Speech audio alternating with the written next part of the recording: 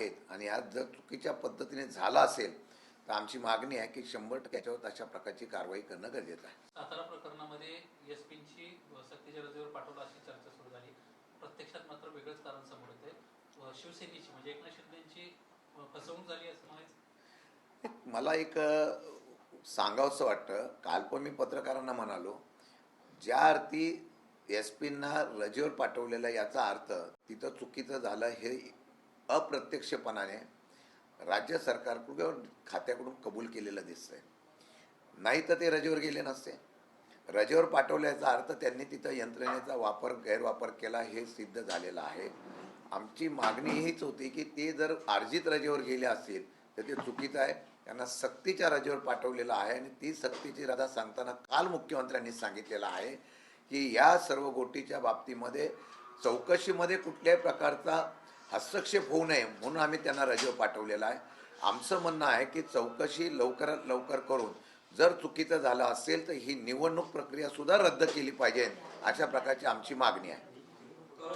दाखल्याचा प्रामुख्याने विषय घेतला होता. त्या दाखल्यासंदर्भात काही उत्तर आलंय का? कारण अध्यक्षांचा जो दाखला आहे तो बोगस दाखला सफेद आरोपाने सभागृहात केला. काल लक्ष्मण हाकेंनी एक स्टेटमेंट दिलं. साताऱ्यामध्ये ओबीसी संघटनेचा मेळावा घेतला त्यावेळेला त्यांनी सांगितलं होतं की तिथल्या लोकप्रतिनिधींनी असं सांगितलं होतं की फडतरेंना आम्ही उमेदवारी देणार होतो आणि ते उमेदवारी दिल्यामुळे मी माझ्या पत्नीची उमेदवारी दिली असं त्यांनी जाहीर केलेलं दिसतंय तिथल्या आमदारांनी. मला वाटतं की त्यांना सत्य परिस्थिती माहीत नसेल. अगोदरच यांच्या नावाची त्यांनी नाव जाहीर केलं भाजपच्या वतीने, म्हणून भाजप ओबीसीचा चेहरा जे दाखवत होतो तो करत असताना आमच्याकडे एकमेव उमेदवार होता, तो होता लता कर्णे. त्या ओबीसी उमेदवार आमच्या होत्या, त्यांनाच आम्ही ओबीसीमधून आम्ही उमेदवारी देणार होतं ही नक्की होतं. पण लता कर्णेंना यांनी पळवून नेलं आणि पळवून नेल्यानंतर आमच्याकडं दुसरा पर्याय नसल्यामुळे आम्ही फडतरेंना उभं केलं. नाही तर मी आज ठामपणाने सांगतो आमचा ओबीसीचा चेहऱ्याचा उमेदवार हा आमचा लता कर्णे होत्या. त्यामुळे जे काही काल हाकेंना सांगण्यात आलं ते चुकीचं सांगण्यात आलं होतं.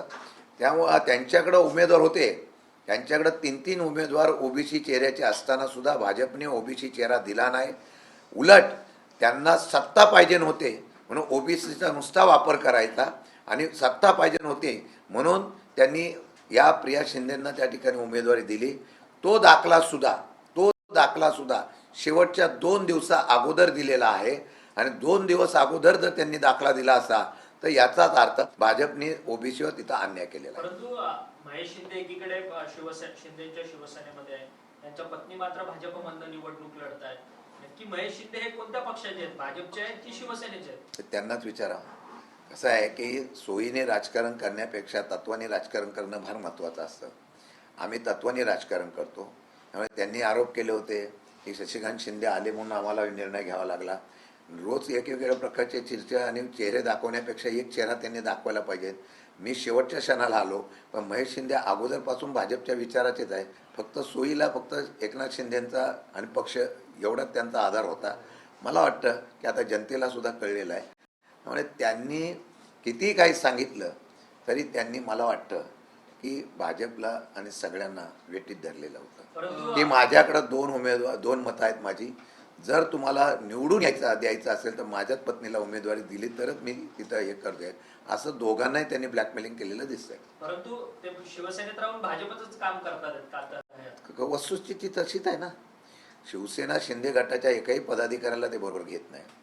एकच पदाधिकारी नियुक्त केलाय, पण अख्खी बॉडी भाजपची आहे. त्यांच्या पत्नी उपाध्यक्ष आहे. शेवटी त्यांचा महिला भगिनींचा त्यांचा तो अधिकार आहे. त्यांनी कुठून कोणत्या पक्षाचं करावं हा त्यांचा अधिकार आहे. परंतु 2 पक्षाची भूमिका घेऊन चालणं मला वाटतं कितपत योग्य आहे मला वाटत नाही. अध्यक्ष, दिल्लीमध्ये ऑपरेशन तुतारीची खूप जोरदार चर्चा होती, मात्र त्याला कुठेतरी ब्रेक लागलाय. ऑपरेशन तुतारीची खूप चर्चा होती, त्याला ब्रेक लागलाय अशी माहिती मिळते.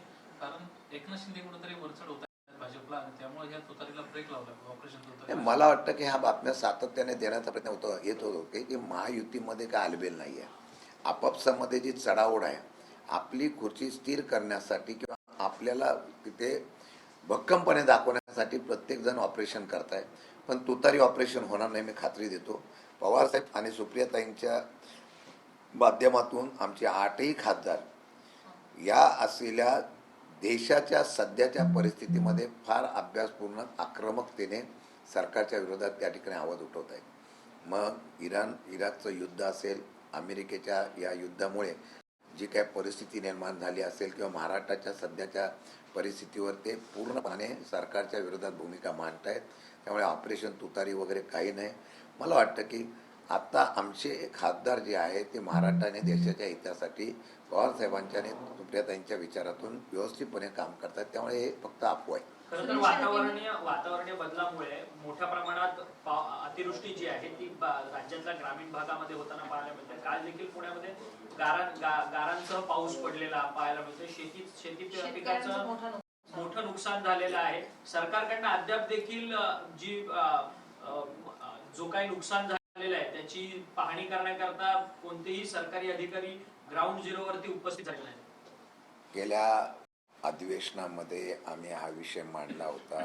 मागचीच मदत मिळालेली नाही. अतिवृष्टीमुळे आणि अवकाळीमुळे जी काय नुकसान झाले ती दिली नाही, हे राज्य सरकारने सुद्धा कबूल केलं. एवढंच नव्हे तर केंद्रातून अद्यापही राज्याला आर्थिक नुकसानीचा त्या ठिकाणी मदत मिळालेली नाही. वस्तुस्थिती आहे, इतर राज्यांना भेटली, आपल्या राज्याला दिलं नाही. हे उत्तराद्वारे आम्हाला सभागृहामध्ये कळलेलं आहे. मग माझं असं म्हणणं आहे की आता जी अवकाळी किंवा अशा प्रकारचा पाऊस पडतोय त्याच्यामुळे जे नुकसान होत आहे त्याच्यामध्ये सरकार खरं शेतकऱ्यांच्या बद्दल अजिबात गांभीर्य घेत नाही आहे.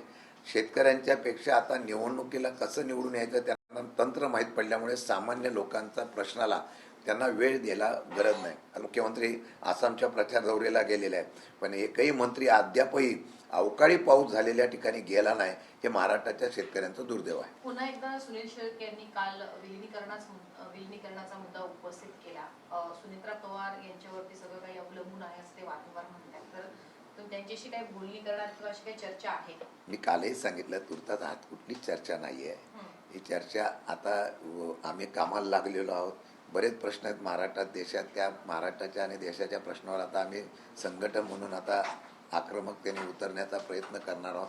त्यामुळे सध्या तरी ही चर्चा अशी कुठेच नसल्यामुळे त्याच्यावर काय आज भाष्य करणं योग्य नाही. शरद पवारांच्या नेतृत्वात जर ते येऊ पाहत असतील तर ते त्यांना तुम्ही ऍक्सेप्ट कराल? अशी चर्चाच नाही ना. असं चर्चाच नसेल तर मी सांगायचं, मी आता अध्यक्ष म्हणून तुम्हाला सांगतो, अशी कुठलीच चर्चा झालेली नाही आहे. कालही मी सांगितलं, आजही सांगतो, आम्ही आता फक्त पक्ष वाढवणे, पक्ष मजबूत करणे आणि त्याचबरोबर महाराष्ट्रामध्ये एक पर्याय उभा करणं, एवढंच आमचं काम सध्या. ऑपरेशन तुतारीच्या अनुषंगाने दिल्ली विमानतळावर एकनाथ शिंदेंना, निलेश लंके, मोहिते पाटील, बाळामामाशी अनेक मंडळी भेटली होती अशी माहिती समोर येते. तुम्ही राज्याचे अध्यक्ष आहात, तुमचं त्यांच्याशी काही बोलणं झालं का? त्यांचं अजिबात याच्याबद्दल आश्वासनं दिली जात आहेत का एकनाथ शिंदे? अजिबात अशा पद्धती कुठली चर्चा माझ्या कानावर नाही. मी स्वतः संबंधित आमच्या सगळ्या लोकांशी चर्चेमध्ये आहे, पण कुठल्याही प्रकारची अशी चर्चा कुठेही नाही, हे मी ठामपणाने सांगतो. सर, जवळपास 71 लाख लाभार्थी महिला जे आहेत त्या लाडकी बहीण योजनेतून वगळण्यात आल्याचं कळतंय. कसं पाहताय? हे मी मागेही सांगितलं होतं. निवडणुकीच्या अगोदर त्यांनी त्याप्रमाणे निर्णय घेतला आणि सरसकट वाटून निवडणुकीच्या माध्यमातून ते फायदे घेतलेले होते असं दाखवून आता त्या लाभार्थी महिन्यांचं त्या ठिकाणी नाव जर कमी करत असेल तर दुर्दैव आहे. माझ्या माहितीप्रमाणे 71 लाख अजून त्यांचा सर्वे चालू आहे. अजून नावं जेवढे कमी करता येतील तेवढे कमी करून हा आर्थिक बोजा जो पडलेला आहे निवडणुकीच्या आश्वासनाचा, तो आता कमी करण्याचा प्रयत्न हा त्या ठिकाणी केला जातोय, हा माझा सरळ आरोप आहे. बोंधूबाबा खरातच्या प्रकरणामध्ये दीपक केसरकर यांनी दावा केलेला होता की जवळपास माझ्यावरतीच का आरोप लावले जातात आहेत, तर माझ्या सकट जवळपास 39 आमदारांनी या बोंधूबाबाच्या खरं तर भेटीगाठी घेतलेल्या आहेत. त्यामुळे मलाच कुठेतरी या सगळ्या प्रकरणात अडकवलं जातं असं त्यांनी वक्तव्य केल्यानंतर अनेक आमदारांची नाराजी जी आहे ती त्यांच्यावरती पाहायला मिळते शिवसेना. दीपक केसरकरांनी ती नावं जाहीर करावी आणि एवढंच नव्हे, अनेक आमदारांच्या बाबतीमध्ये त्यांनी वक्तृत्व जरी केलं तर त्यांना अडकवतं कोण हे तरी त्यांनी जाहीर करावं ना. त्यांना अडकवतो कोण? आता मला तर कळलं की खरातांच्या भावाला हे पोषण आहाराच्या बाबतीमधलं कॉन्ट्रॅक्ट दिलं गेलेलं आहे. ते कोणी दिलं? त्यावेळेला शिक्षण मंत्री कोण होते? ते दीपक केसरकर होते का कोण होते? ते त्यांनी खुलासा करणं गरजेचं आहे ना. मग तुम्ही म्हणता की फक्त कार्यक्रमाच्या निमित्ताने गेलो, मग हे लाभार्थी कसे झाले? याचा अर्थ तुमच्या असलेल्या पदाचा आणि तुमच्या असलेल्या अधिकाराचा वापर करून त्यांनी त्याच्या भावाला लाभ करून दिला ना. मग हे कोणी केलेलं आहे? दीपक केसरकरांनी ते स्पष्ट करणं गरजेचं आहे. काल महिला आयोगाच्या खर्चाच्या संदर्भात ज्या कालावधीमध्ये रुपाली चाकणकर होत्या त्या कालावधीमध्ये जो काही निधी तरतूद करण्यात आलेली होती त्या खर्चाचं आता ऑडिट केलं जाणार आहे.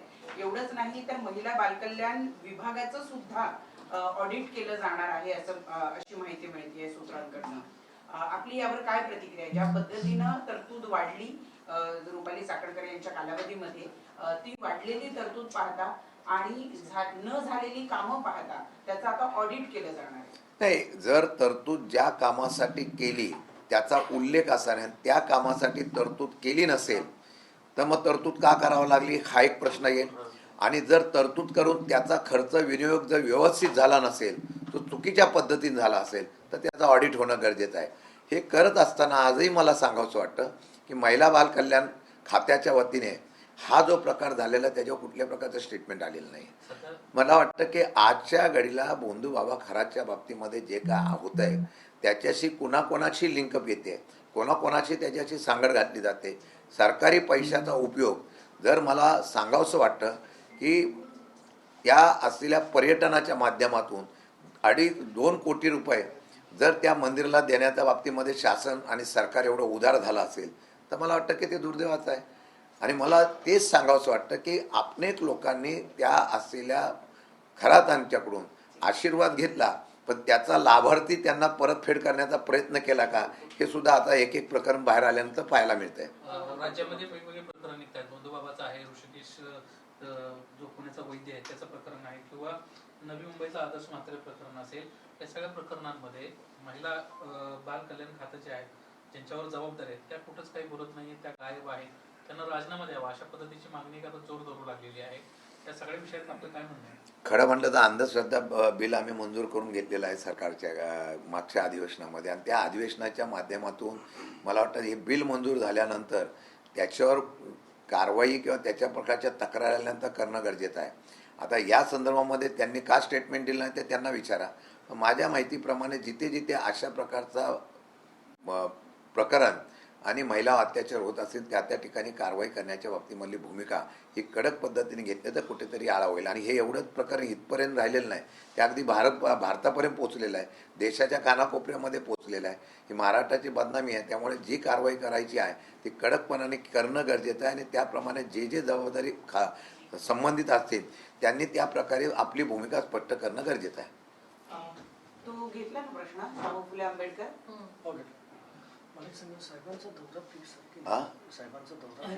नहीं सर, आज से आपकी पार्टी की मीटिंग शुरू होने वाली है. इस मीटिंग में क्या क्या निर्णय होंगे और ये पार्टी मीटिंग का वजह क्या है?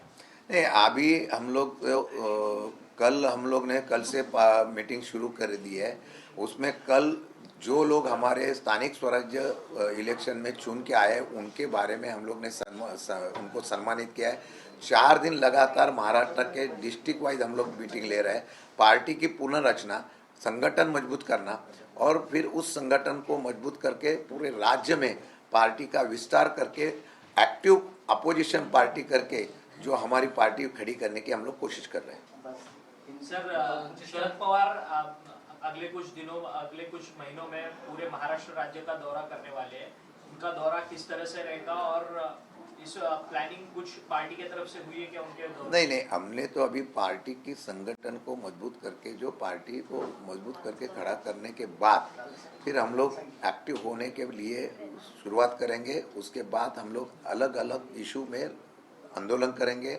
महाराष्ट्र के सरकार के जो खिलाफ आवाज़ उठाने की काम है वो हम लोग पार्टी मजबूत करने के बाद करेंगे.